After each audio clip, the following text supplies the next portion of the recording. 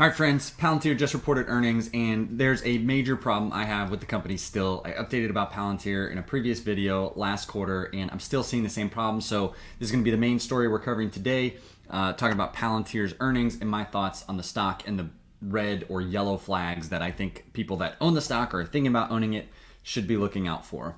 Also want to talk a little bit about Meta. I own it in my portfolio. If you don't know, I share my portfolio here publicly every single week on YouTube. So you can look back and see all my updates. I'm trying to share very transparently. I've got a $105,000 portfolio right now. It's up 1.4% on the day. But overall, we're down about $30,000. So I put in $133,000 and we're down to $103,800. And so it looks like it's updating, so it's actually almost flat on the day. So who knows what happens today, but this is what I share with my portfolio, and these are the positions in the portfolio. So you can see Meta is actually my largest holding in the portfolio, right? It's up 3% today. I'm going to talk about that a little bit. And then we've got Rocket Lab, Shopify, Taiwan Semi, Snowflake, Tesla, Datadog, CrowdStrike, Mercado Libre, GitLab, Cloudflare, Bill.com, and Mongo Database. Not making any changes. I added $1,000 last week and bought more Meta. You can see I have 205 shares, $130 average share price, $26,000, 751 cost, and it's currently worth $19,168. So we're down big time overall on our Meta position. News on Meta. We're getting news that Meta is... The shares rise with big layoffs expected this week. So this is the problem everybody has with Meta, right? Mark Zuckerberg and the amount of investment in the metaverse and Reality Labs, and Wall Street doesn't like it. Investors don't like it because there's a lot of unknowns, and they think they're wasting a lot of money essentially at exactly the wrong time, right? We're going into this recession type environment.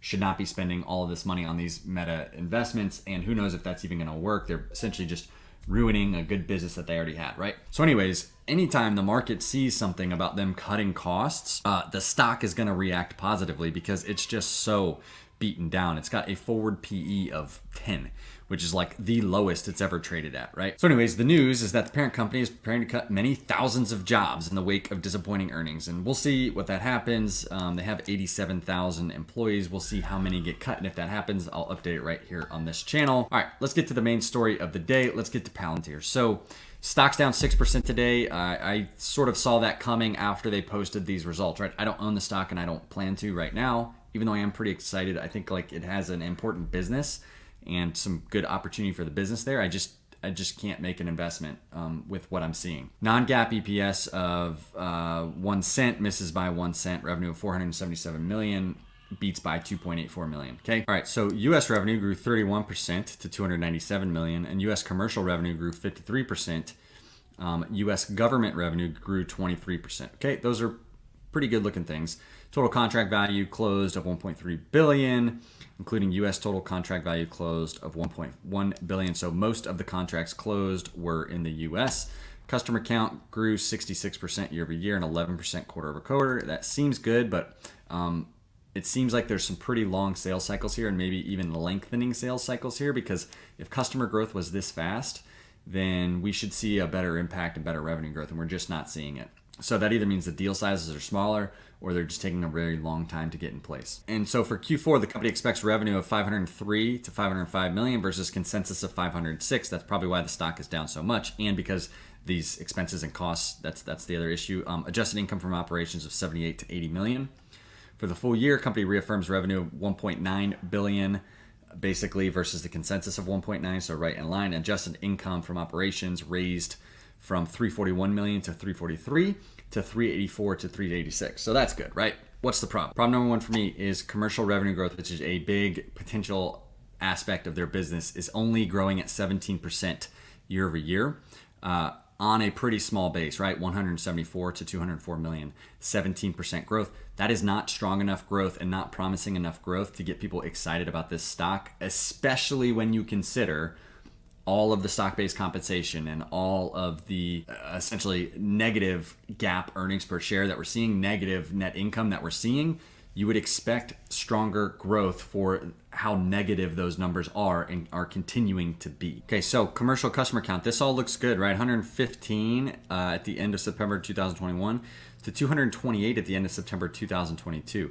That seems good. It's almost double, right? Almost 100% growth. But we're not seeing strong growth in the average revenue for the top 20 customers. It's only up 15%.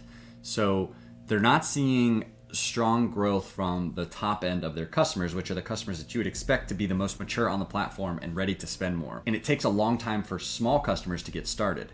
So there's just a major disconnect in this whole sales motion here. Okay, adjusted operating income is down to 81 million from 116 million. So even on the adjusted operating income side, there's slowing down there. That's a margin of 17% versus 30% last year. Okay, so what was the outlier here? Was last year the outlier here, or is this year the outlier? And that's a major question I have. So they've got a good cash position and no debt, right? But the way they've gotten there is by issuing shares. And I'm going to talk about the share issuing in just a minute, why that's an issue, right? So let's just get to the whole issue, right? Like the idea and the story that management tells is such a good story for the growth potential of this stock, right? The problem is we're just not seeing that in the numbers, and maybe it's just that it's going to take a very long time. And so maybe at some point, all the stuff that Alex Karp and the team is saying is going to come true for the company, but we're just not seeing it, and it's just taking too long, and they're spending too much money. Okay, so right now we're looking at their income statement, right? And we're looking all the way back to the March quarter of 2020. They had 42% revenue growth. Then they had 42, 43, staying in the 40s and 50s. Okay, that's great. Uh-oh. Now, as far as September 2021, dropped down to 35% revenue growth. Then in December, 34%. Then in March of 2022, 30% year-over-year revenue growth. And then in June of 2022, 25% revenue growth, okay? So we've got the revenue, that looks great. We've got the growth, okay, whatever, cost of goods sold. That gets us to the gross margin of 78%. That's a pretty decent gross margin, right? Software companies, you would expect that. But then we get down to selling, general, and administrative expenses, and then research and development expenses. And so that gets us to total operating expenses basically of 412 million, which brings you to operating income of negative 41 million and a operating margin of negative 8.8%. And we can see this is better than what they've been in the past, right? But it didn't show any improvement quarter over quarter.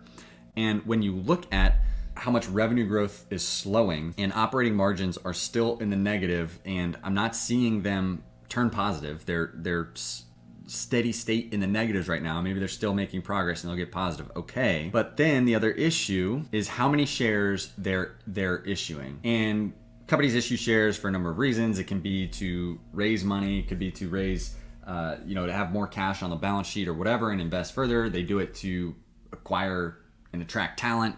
But either way, the more shares there are, the less valuable every dollar of earnings or revenue is to current shareholders. And so what that means is that they have actually increased the shares outstanding by 12%, 203%, 206%, 195%, 116%, 14%, 11%, 8.5%. That factors into the revenue growth or the earnings growth, because you could have 30% revenue growth, but if you've got 30% more shares, then you really have zero revenue growth per share. And so when you factor in all of the operating expenses plus the shares outstanding that are getting issued, the more shares getting issued, this is why the GAAP EPS is not really improving. Back in March of 2020, they had a negative 9-cent GAAP earnings per share. Then it got worse in the next quarter. It got worse in the next quarter. It got a little bit better in December of 2020.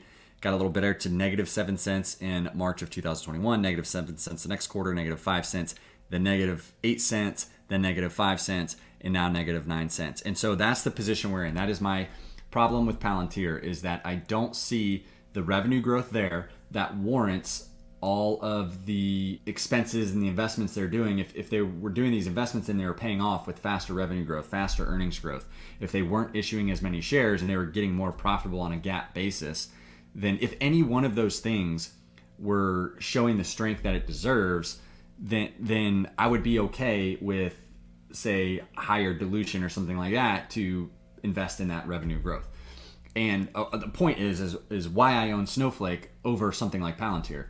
Snowflake, we're still seeing 80% or so revenue growth, off of a bigger base than Palantir, which is only at 25% revenue growth or something like that. And so with Snowflake, I'm willing to accept more investment and a little bit of more stock-based compensation and stuff like that because it's showing in the numbers. They're growing.